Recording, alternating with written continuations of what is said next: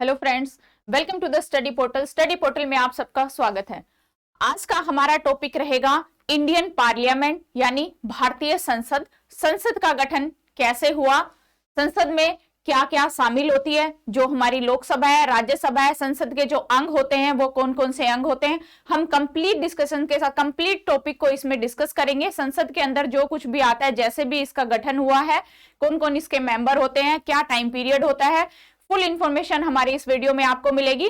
Video start करने से पहले फ्रेंड्स, जो भी स्टूडेंट किसी भी टीचिंग लाइन एग्जाम की प्रिपरेशन कर रहे हैं, यदि आप हमारे साथ जुड़ना चाहते हैं तो हमें अपना नेम, सिटी और एग्जाम लिखकर 8447410108 पर व्हाट्सएप कर दीजिए। इसके थ्रू आपको जो भी अपकमिंग वैकेंसीज आती है या जो भी हमारे न्यू बैच स्टार्ट होते हैं या फिर हम प्रीवियस ईयर पेपर को सोल्व करते हैं, यूट्यूब पर हमारी टेस्ट सीरीज आती है, हमारी जो भी वीडियोस आती है, सभी के लिंक आपको व्हाट्सएप ब्रॉडकास्ट ग्रुप के through free of cost provide कराए जाएंगे। इसके अलावा जो भी स्टूडेंट घर बैठकर अपनी तैयारी कर रहे हैं, यदि आप हार्ड कॉपी नोट्स चाहते हैं, ऑल ओवर इंडिया में हमारी कोरियर सर्विस अवेलेबल है। कंप्लीट सिलेबस के साथ हमारे नोट्स रेडी है। आपको यदि नोट्स ऑर्डर करनी है तो आप हमें 8447410108 पर व्हाट्सएप या कॉल के थ्रू अपना ऑर्डर कर सकते हैं। इसके अलावा जो भी फ्रेंड्स ऑनलाइन क्लासेस ज्वाइन करना चाहते हैं तो स्टडी पोर्टल एकेडमी ऐप है, ऐप को आप डाउनलोड कीजिए। एंड्रॉइड यूजर्स के लिए लिंक रहेगा, iOS के लिए ये लिंक रहेगा। ऐप पर आपको दोनों ही ऑप्शंस अवेलेबल होंगे, यदि आप लाइव क्लास चाहते हैं या फिर रिकॉर्डेड क्लास चाहते हैं। अब बात करते हैं हम फ्रेंड्स पार्लियामेंट। भारत की जो पार्लियामेंट है, पार्लियामेंट ऑफ इंडिया, 3 पार्ट्स इसके होते हैं, यानी संसद के 3 अंग होते हैं, लोकसभा, राज्यसभा और प्रेसिडेंट। इन तीनों से मिलकर ही भारत की संसद बनती है।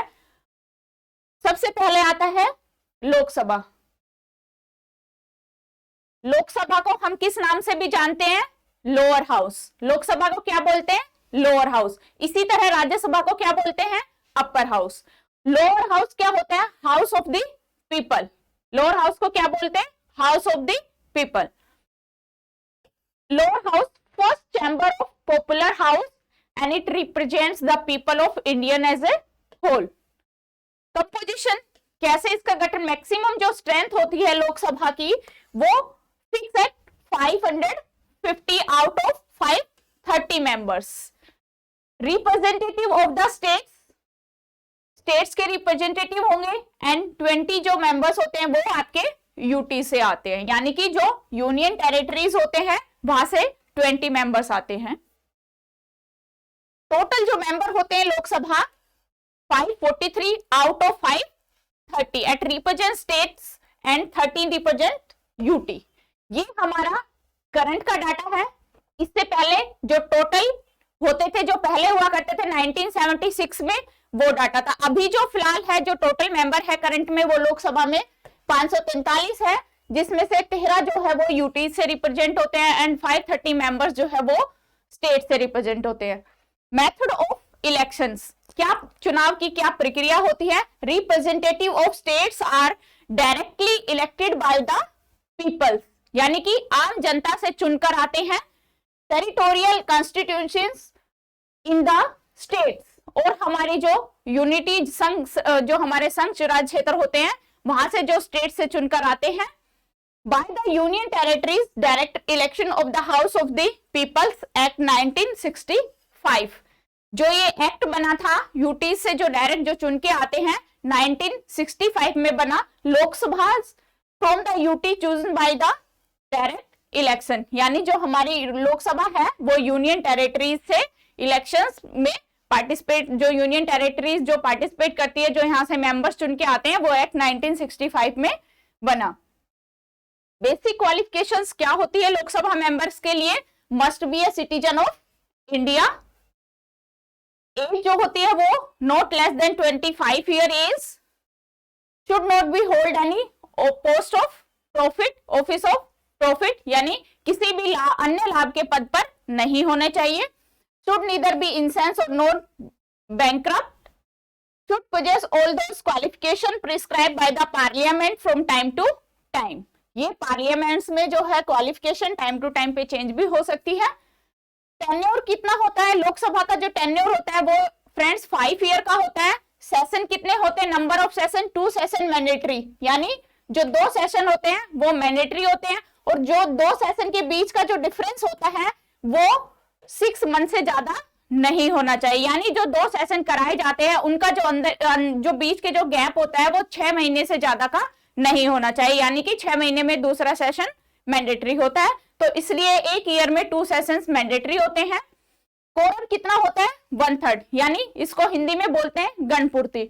गणपूर्ति कितनी होती है, 1/10 होती है, यानी जो टोटल कोई भी सिटिंग के लिए टोटल जो मेंबर होते हैं वो टोटल मेंबर का 10% होना जरूरी होता है, तभी सिटिंग होती है। प्रीसीडिंग ऑफिसर कौन होते हैं, speaker elected by the member, यानी जो लोकसभा के अध्यक्ष होते हैं स्पीकर, वो प्रीसीडिंग ऑफिसर्स होते हैं। मेंबर ऑफ इलेक्टेड, लोकसभा के सदस्यों से ही चुनकर स्पीकर बनाया जाता है। अब बात करते हैं Rajya Sabha, council of A state, it's called upper house. जैसे कि लोकसभा को हम लोअर हाउस बोलते हैं, उसी तरह राज्यसभा को अपर हाउस के नाम से भी जाना जाता है। Is the second chamber house of the elders and it represent the states and union territories of the Indian union.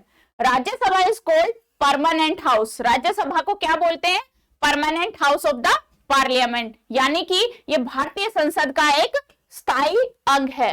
जो राज्यसभा है वो परमानेंट हाउस नहीं है, क्योंकि जो लोकसभा है वो परमानेंट अंग नहीं है। लोकसभा को भंग किया जा सकता है, लेकिन राज्यसभा को कभी भी खत्म ही नहीं किया जा सकता, ये परमानेंट हाउस है। Never fully dissolve. Its fourth schedule of Indian Constitution deal with allocations of seats and Rajya Sabha to the states and UTs। यानी जो भारतीय संविधान की चौथी अनुसूची है उसमें राज्यसभा की जो सीट्स हैं, जो स्टेट से, राज्यों से और जो संघ राज्य क्षेत्रों से जो चुनकर आते हैं, उस सीट्स का वर्णन किया गया है भारतीय संविधान की चौथी अनुसूची में। टोटल मेंबर जो होते हैं राज्यसभा की, जो मैक्सिमम स्ट्रेंथ होती है ज्यादा से ज्यादा 250 out of 238 members are representative states and UTs elected by indirectly इनका चुनाव किया जाता है। and 12 members are nominated by the president। Rajya Sabha में 12 सदस्यों को राष्ट्रपति नॉमिनेट करते हैं, यानी राष्ट्रपति के द्वारा चुने जाते हैं। जो किसी स्पेशल फील्ड में, जैसे कोई आर्टिस्ट हो गए, कोई वैज्ञानिक हो गए, कोई कानून आदि के ज्ञाता हो गए, जो स्पेशल व्यक्ति होते हैं उनको राष्ट्रपति, ऐसे 12 लोगों को राष्ट्रपति जो है वो राज्यसभा में चुनते हैं, यानी नॉमिनेट करते हैं। Current strength of the house is 245। जो अभी के जो मेंबर है राज्यसभा में टोटल वो 245 है, यानी 229 मेंबर रिप्रेजेंटेड स्टेट्स, राज्यों से 229 सदस्य हैं, और 4 मेंबर जो है वो यूटी से है, और 12 जो है वो राष्ट्रपति के द्वारा नामित व्यक्ति है। तो इस तरह से जो टोटल है अभी राज्यसभा के सदस्य एट करंट में वो है 245। मेथड ऑफ इलेक्शन, चुनाव की क्या प्रक्रिया होती है, चुनाव कैसे होता है। Member are elected by the member of state legislative assembly through open ballot by single transferable vote proportional representative system. इसके थ्रू इसके चुनाव होता है, एंड जो टेन्योर होता है वो होता है, ये एक परमानेंट हाउस है, इसका टेन्योर 6 ईयर होता है। याद रखना है फ्रेंड्स, लोकसभा का जो टेन्योर होता है वो 5 ईयर होता है, और राज्यसभा का जो टेन्योर, जो कार्यकाल होता है वो 6 ईयर होता है। लोकसभा को हम डिसॉल्व कर सकते हैं, बट राज्यसभा को डिसॉल्व नहीं कर सकते, it's a permanent house. 6 year इसका टर्म्स होता है, यानी इसका जो कार्यकाल होता है वो 6 साल का होता है। 1/3 members retire every second year, यानी कि हर दूसरे साल 1/3 मेंबर इसके जो है रिटायर्ड होते हैं। 1/3 का मतलब 33% लोग जो है वो हर दूसरे साल यहां से रिटायर्ड होके चले जाते हैं। क्वालिफिकेशन क्या है, not less than 30 year age. यहां पे भी याद रखना है, जो लोकसभा की क्वालिफिकेशन है वो 25 ईयर एज है, और राज्यसभा की जो क्वालिफिकेशन है वो 30 साल से कम नहीं होनी चाहिए, जैसे राज्यसभा की 25 से कम नहीं होनी चाहिए। Other qualifications remain as those required for the Lok Sabha। Presiding officer, Vice President, ex officio Chairman of राज्य सभा। जो हमारा वाइस प्रेसिडेंट होते हैं जगदीप धनखड़ से, करंट में जो है हमारे जगदीप धनखड़, वो एक्स ऑफिसियो चेयरमैन भी है राज्यसभा के, यानी जो वाइस प्रेसिडेंट होता है उसकी पोस्ट होती है राज्यसभा के चेयरमैन की, इसको एक्स ऑफिशियो पोस्ट भी बोलते हैं। जो भी भारत का उपराष्ट्रपति बनेगा वो राज्यसभा का चेयरमैन रहेगा। अभी करंट में जगदीप धनखड़ जी है। कोरम 110 होता है, दोनों का सेम है, राज्यसभा का भी लोकसभा का भी, यानी 10% जो कोरम चाहिए 1/10 गणपूर्ति होनी चाहिए। जब भी सीटिंग कराते हैं तो उसमें 10% लोगों का उपस्थित होना जरूरी है। अब बात करते हैं Lok Sabha special power of speaker, यानी जो लोकसभा के स्पीकर होते हैं उसके पास क्या स्पेशल पावर होती है। लोकसभा के speaker head of the joint sitting.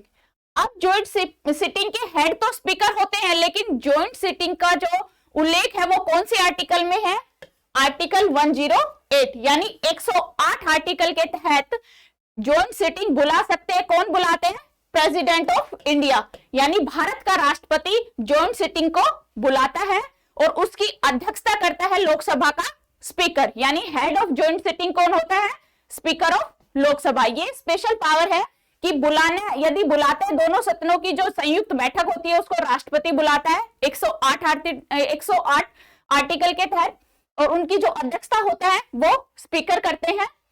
Decision on money bill, यानी कि ये डिसाइड करना कि मनी बिल है या फिर जनरल बिल है। दो टाइप के बिल होते हैं फ्रेंड, एक जनरल बिल होता है, एक मनी बिल होता है।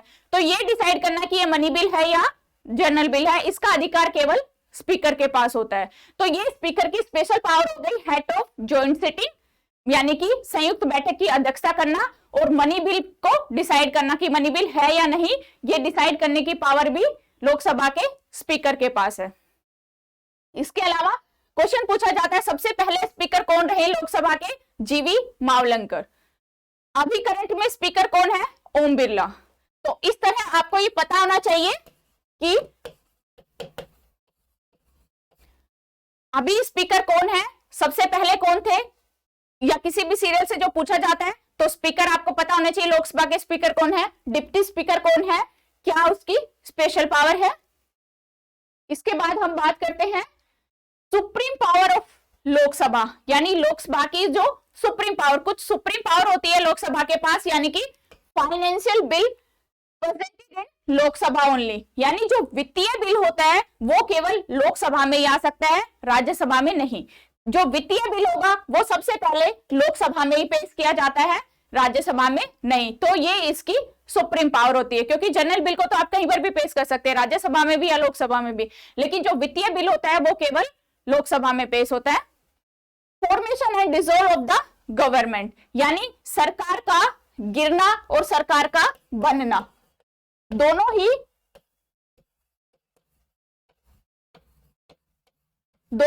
लोकसभा पर डिपेंड होता है, यानी लोकसभा सरकार को बना सकती है और गिरा सकती है। तो ये दोनों जो है सुप्रीम पावर होती है, क्योंकि राज्यसभा जो है वो स्थायी अंग होता है, वहां पे सरकार न गिरती है न बनती है, वो परमानेंट हाउस होता है, वहां पर केवल रहेगी। लेकिन लोकसभा पे फॉर्मेशन और डिसॉल्व दोनों ही पावर होती है, ये सुप्रीम पावर है इसलिए लोकसभा की। अब बात करते हैं Rajya Sabha, special power of Rajya Sabha. जिस तरह लोकसभा के पास कुछ स्पेशल पावर है, उसी तरह राज्यसभा के पास भी अपनी स्पेशल पावर है। तो राज्यसभा के पास जो स्पेशल पावर है वो है न्यू AIS, यानी ऑल इंडिया सर्विसेज। जो भी भारतीय अखिल सर्विसेज, जो भी अखिल भारतीय सेवाएं होती है, उनकी जो नियुक्ति निकालनी होती है, जो उनका प्रबंधन, जो गठबंधन करना होता है, वो केवल राज्यसभा ही करती है। जो भारत के जैसे IAS वगैरह की जो पोस्टें होती है वो सब केवल राज्यसभा ही उनको निकालती है। तो न्यू AIS की जो पावर है वो राज्यसभा के पास है। इम्पीचमेंट ऑफ वाइस प्रेसिडेंट, यानी इम्पीचमेंट को बोलते हैं महाभियोग।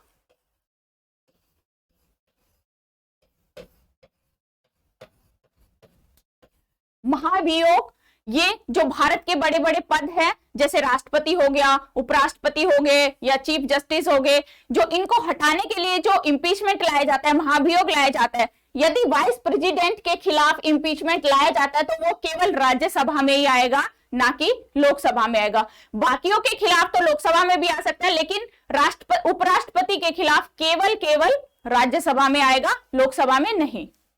तो ये हो गई स्पेशल पावर ऑफ राज्यसभा।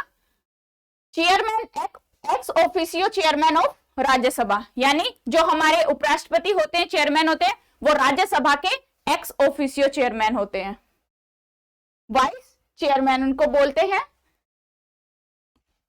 ये था हमारे लोकसभा और राज्यसभा, यानी कि भारत की जो संसद है वो लोकसभा, राज्यसभा और राष्ट्रपति से मिलकर बनती है। आज की वीडियो में हमने लोकसभा और राज्यसभा किया, नेक्स्ट क्लास में हम प्रेसिडेंट यानी कि राष्ट्रपति करेंगे। आई होप आपको आज का टॉपिक क्लियर हुआ। Thank you.